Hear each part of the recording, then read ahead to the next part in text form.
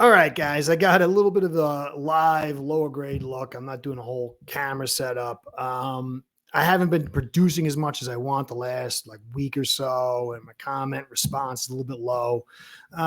Been sick around the whole house has been sick for 2 weeks. Just kind of figured out it was COVID. My wife, who's a bloodhound, who smells everything, can't smell anything. My daughter doesn't like the taste of things.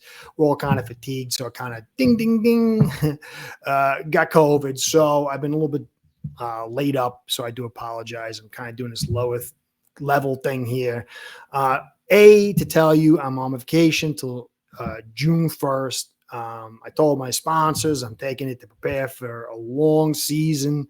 They didn't say I wasn't coming back. They didn't say I was coming back. I don't know, but I needed a break. So I'll be back June 1st. That's the whole part. I want to say thank you. Got a real nice push in subs and support, and I think maybe it's going to get me back. So I want to say, hey, thanks for that. But now, for as far as the podcast goes, I want to talk about a little thing that came out, the annual hype of Liam Eichenberg. And it's not a big deal, but it is sort of a deal because everything is war in football. And war is optics, war is subterfuge, war is confusion, and it's all about leading people to what you want them to believe.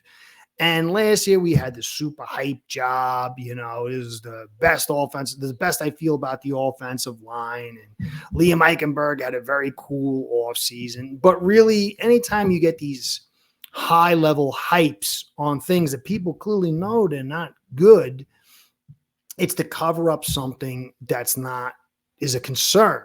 That's why you hear with economics that, oh, you lost 200,000 jobs. Well, that's great. People have more time at home. You're like, they're always doing stuff like that to hide it. It's almost as if, you know, when you have, everyone's kind of been there, you get a present from somebody you really love and you really don't like the present. You're like, oh, this is the greatest. This is the best. I've always wanted this. And it's so effusive that the person kind of gets the point like, oh man, you really didn't like that thing. And so it's a little bit of concern for me because I've talked about how the offensive line is critical. I do believe you got Paul, Savaianaya, a Brewer, Daniels, and Jackson. It could be a much better line than last year, depending on how people grow. It could start reaching into maybe the 2022-2023 season with a lot of stretch. Teron Jackson and Hunt were phenomenal. But I do believe the talent pool spread out a little bit better, maybe, but just not as many high point peaks. But clearly, if we get any injuries, we're going into this second level. And the second level is not good. And from what they said here, I wrote this article. I'm going to quote Butch Barry on Eichenberg. I wrote it in fins.com. Fins doubled down on Liam again.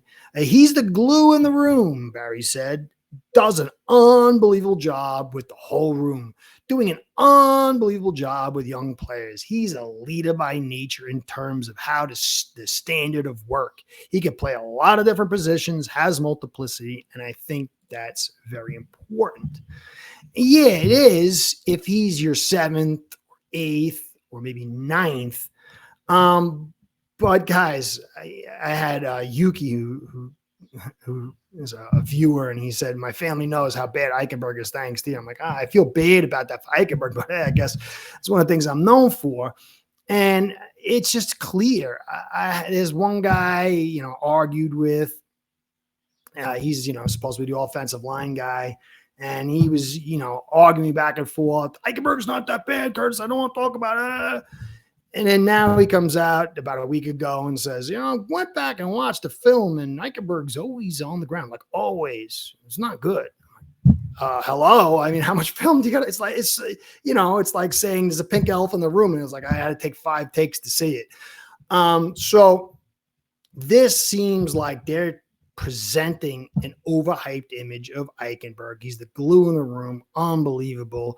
And what it says to me is they're doing that because either A, the deluded, you know, they're confused, or B, they're trying to press hope on people because they feel really concerned, and they're trying to massage maybe the players, the optics, because something underlying is they're not feeling comfortable. They shouldn't. They shouldn't feel comfortable with this depth, especially if Eichenberg's your glue in your room.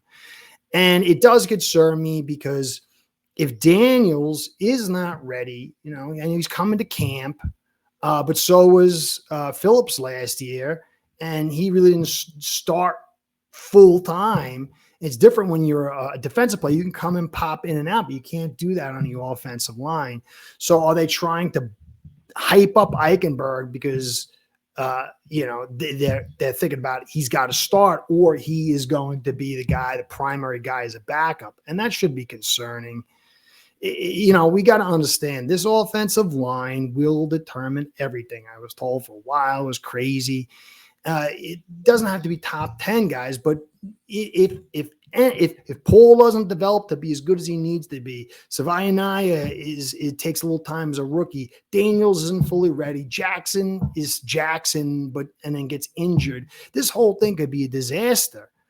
Conversely, if Paul steps up and he's able to dominate in the pit, and he can run inside a little bit more with whether Daniels or Savaianaya is next to him, and then Brewer, and Daniels could stay healthy, and Jackson, this could be a way better offensive line than 2024, and he could start approaching sort of the 2022 and 2023 season, because while you're not going to have Tehran and Connor and Hunt were awesome, the talent pool is spread out a little bit more. I mean, Paul, if he plays pretty well, Savaianaya plays pretty well, Brewer plays pretty well, Daniels plays pretty well.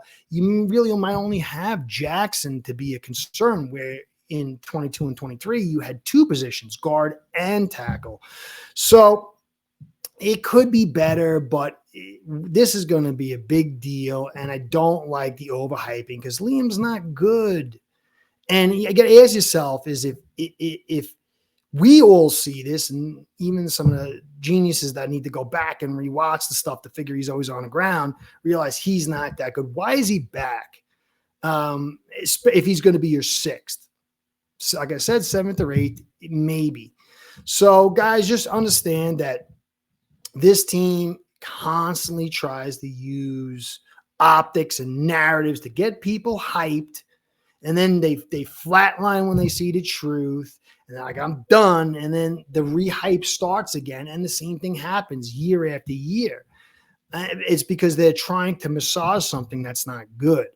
I'm not saying that's the case, but we've got to be savvy, because if we have a bad season, okay, I don't think we need to have a great season if we're getting consistent and things are being built right. And this is a good draft. And you add a second one, and 27s are a year. But if it's bad and we still don't develop the consistency, McDaniel still doesn't get audibles in it, he's still getting plays in late, we can't run the football inside, we've got to be clear that we can't get hustled again. And the Eichenberg overhyping is a tell. It's a clear tell that they're overcompensating, they're concerned, and it does raise my rabbit ears, and I think it should raise yours as well. Not saying we're doomed or whatever. There's a lot. We can add more players on this offensive line, but this was an oversell job. Eichenberg is pretty poor. You've got to be clear on that. And this offensive line could be good, but it is clearly tenuous. And so just watch out for the narratives, because they want our money.